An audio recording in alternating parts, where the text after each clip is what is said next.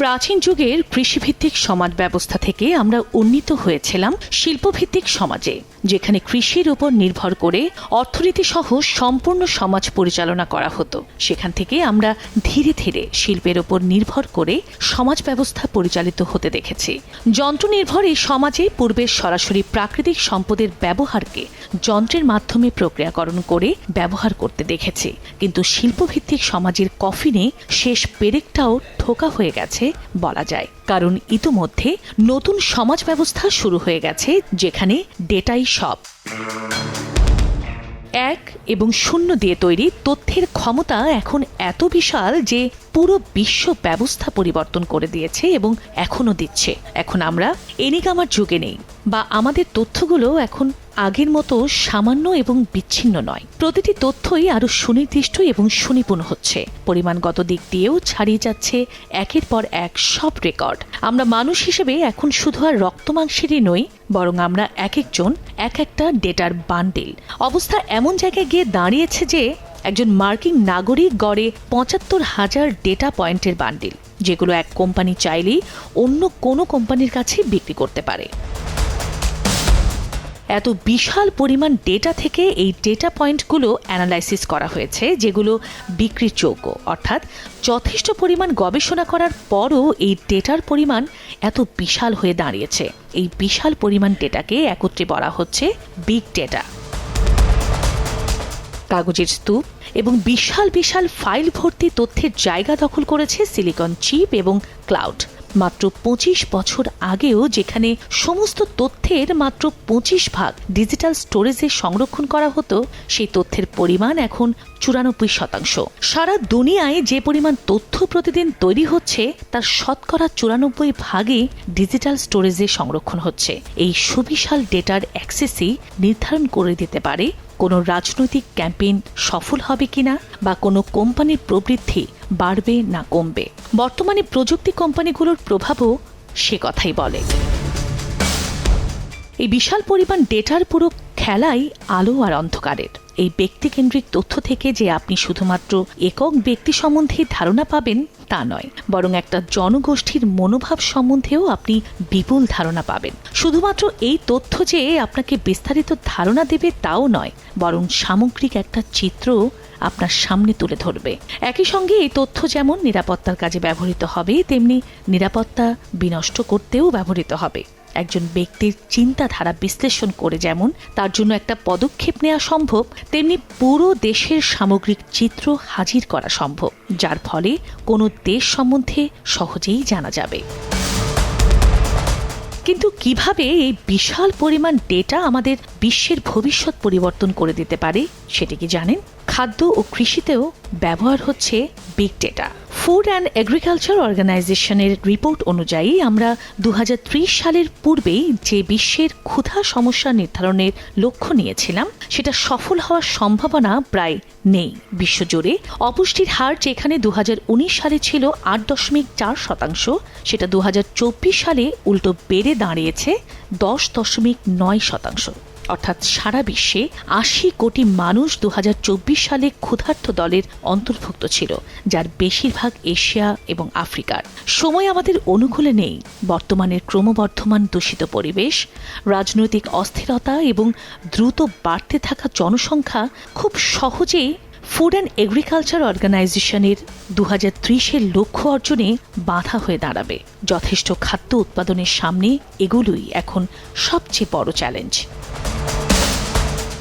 এই সমস্যা সমাধানের জন্য আমাদের দরকার বিগ ডেটা এবং কৃষিকাজের মধ্যে একটা সংযোগ তৈরি করা। সঠিক কৃষি ব্যবস্থায় আমরা আবহাওয়া, জলবায়ু, বাতাসের সামগ্রিক অবস্থা, পানি, নাইট্রোজেন ইত্যাদি বিষয়কে আমলে নিয়ে প্রতি বর্গ ইঞ্চি জমির সঠিক ব্যবহার করতে পারব। কৃষি জমিগুলো বিভিন্ন সেন্সরের মাধ্যমে আবহাওয়ার পূর্বাভাস, মাটির অবস্থা, জিপিএস এর মাধ্যমে অবস্থান ইত্যাদি বিশ্লেষণ করে প্রস্তুত করা অ্যালগোরিদম দিয়ে সহজেই কোন জমিতে কোন ফসল কিভাবে উৎপাদন করলে তা সবচেয়ে ভালো ফলন দেবে সেটা বের করতে পারব। তাছাড়া বর্তমানে কৃষিকাজ আর প্রাচীন আমলে বসে নেই। মেশিনের মাধ্যমে ফসল লাগানো থেকে শুরু করে ঘরে তোলা অবধি সম্ভব হচ্ছে। এখন সেই যন্ত্রগুলোর সঙ্গেই সেন্সর দিয়ে সফটওয়্যারের মাধ্যমে মনিটর করে পুরো কাজ কৃষকের মাধ্যমে সম্পূর্ণ না করে ভার্চুয়ালি তথ্যের মাধ্যমেই করা সম্ভব। যন্ত্রগুলোর কাছে যখন ওই জমি সম্পর্কে সমস্ত তথ্য থাকবে, তখন সে সিদ্ধান্ত যেমন ভালোভাবে নিতে পারবে, তেমনি নিজের কাজেও ভালো ফল দেখাবে। যেমন কোনো মাটিতে কোন ফসল ভালো হবে বা কখন কি পরিমাণ সার দেয়া দরকার ইত্যাদি সিদ্ধান্ত নিতে এই বিশাল পরিমাণ তথ্য বেশ সাহায্য করবে। ইতিমধ্যেই বিশ্বের বড় বড় কৃষি কোম্পানিগুলো ফার্ম অ্যানালাইসিস থেকে শুরু করে বিগ ডেটা রিসার্চে বড় অঙ্কের অর্থের বিনিয়োগ শুরু করে দিয়েছে। উদাহরণ হিসেবে বলা যায় ফিল্ড স্ক্রিপ্টস নামের একটি অ্যালগোরিদম। এই অ্যালগোরিদম ইনপুট হিসেবে নির্দিষ্ট জমির সমস্ত তথ্য গ্রহণ করে এবং সেটা প্রসেস করে জানিয়ে দেয় কিভাবে পুরো জমির ব্যবস্থাপনা করা উচিত, কি ফসল ফলানো বর্তমানে ভালো হবে, কি কি রিস্ক ফ্যাক্টর আছে এবং সবশেষে সমস্যা অনুযায়ী পরামর্শও দিয়ে থাকে। আগামী শতাব্দীতে দেখা যাবে কৃষি কোম্পানিগুলো নিজেদের এক একটি প্রযুক্তি কোম্পানিতে পরিবর্তন করে নিয়েছে। ক্লাউড প্রযুক্তির মাধ্যমে বিশাল অবকাঠামোর খরচে না গিয়েও ছোট কোম্পানিগুলো সব সুবিধা ভাগ করে নিতে পারবে। এছাড়া এসব তথ্যের বিশ্লেষণ কৃষিকাজকে যেমন আরও কার্যকর করে তুলবে, তেমনি পরিবেশের ওপরেও তুলনামূলক কম বিরূপ প্রভাব ফেলবে। ফিন্যান্সেও বিগ ডেটার ব্যবহার সুদূর প্রসারী। বর্তমানে বেশিরভাগ শেয়ার ব্যবসার দৈনিক কাজগুলো করা হয় ব্ল্যাক বক্স পদ্ধতিতে। এই পদ্ধতিতে কম্পিউটারের নির্দিষ্ট কিছু অ্যালগোরিদম এবং শেয়ার সম্বন্ধে তথ্য, যেমন শেয়ার প্রাইস, পরিমাণ, সময়, এ সমস্ত তথ্য দিয়ে সহজেই কোনো এক ব্যবসা বা কোম্পানি সম্পর্কে বিস্তারিত তথ্য জানা যায়। বর্তমান ব্যবসা জগতে পণ্যের সাপ্লাই চেইন, ইনভেন্টরি ম্যানেজ করা ইত্যাদি কম্পিউটারের মাধ্যমেই করা হচ্ছে। তবে এ কাজ আরও দ্রুত এবং দক্ষতার সঙ্গে করতে পারে ডেটা। নির্দিষ্ট অঞ্চলের সমস্ত তথ্য থেকে পণ্য প্রস্তুত না করেই অ্যানালাইসিস করা সম্ভব ওই অঞ্চলে পণ্যটি কেমন চলবে, সিমুলেট করা সম্ভব পণ্যের ব্যবহার। শুধু পণ্যই নয়, বরং পেমেন্ট বা অর্থ ম্যানেজের ক্ষেত্রেও বিগ ডেটা বেশ ভালো ফলাফল দিচ্ছে। ব্যক্তির নিত্যদিনের খরচের প্যাটার্ন দেখে সহজেই কখন কোন পণ্য তার সামনে দেখানো দরকার সেটা বুঝতে পারছে কোম্পানিগুলো। বিজ্ঞাপন হচ্ছে সুনির্দিষ্ট। এই সব কিছুর জন্যই ফিনটেক অর্থাৎ ফিন্যান্স এবং টেকনোলজির ব্যবহারকে সার্থক বলাই যায়। ফিনটেকে 2008 সালে যেখানে 930 মিলিয়ন মার্কিন ডলারের বৈশ্বিক বিনিয়োগ ছিল, সেখানে 2025 সালে এসে তা দাঁড়িয়েছে 700 বিলিয়ন ডলারে। ব্যাংকগুলো আধুনিক হচ্ছে এবং ফিনটেক যে আসলেই সম্ভাবনাময় তা এই বিশাল পরিমাণ বিনিয়োগ দেখেই ধারণা করা যায়। ভবিষ্যতে ব্যক্তির ব্যাংকিং ডেটা থেকে নির্দিষ্ট ব্যক্তিকেন্দ্রিক প্রোফাইল তৈরি সম্ভব হবে, যার দ্বারা তার অর্থ খরচের যে অভ্যাস সেটা প্রভাবিত করা সম্ভব হবে। বর্তমানে ঋণ নেয়া কিংবা কোনো কাজের জন্য বিনিয়োগের আবেদন করলে ব্যাংকগুলো সহজেই আবেদনকারীর অর্থনৈতিক লেনদেনের ইতিহাস এবং অন্যান্য তথ্য সহজেই পেয়ে যাবে, যার মাধ্যমে নির্ণয় সম্ভব হবে কেমন ঋণ কিভাবে দিলে সবচেয়ে ভালো ফলাফল পাওয়া যাবে। এছাড়া বর্তমানে ক্যাশলেস পেমেন্ট বা অনলাইন পেমেন্ট এক নতুন দিগন্ত উন্মোচন করে দিয়েছে। উপরের ক্ষেত্রগুলো অনেক সম্ভাবনার খুব ক্ষুদ্র একটা অংশ। বিগ ডেটা এর বাইরেও অনেক ক্ষেত্রে সাফল্য দেখাচ্ছে এবং ভবিষ্যতে এই সাফল্যের পরিমাণ আরও বাড়বে।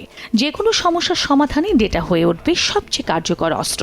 সুস্বাস্থ্য, যুদ্ধ প্রকল্প, ভালো পরিবেশ সহ সব ধরনের প্রয়োজনীয় সুবিধা নিশ্চিত করতে বিগ ডেটার কোনো বিকল্প নেই।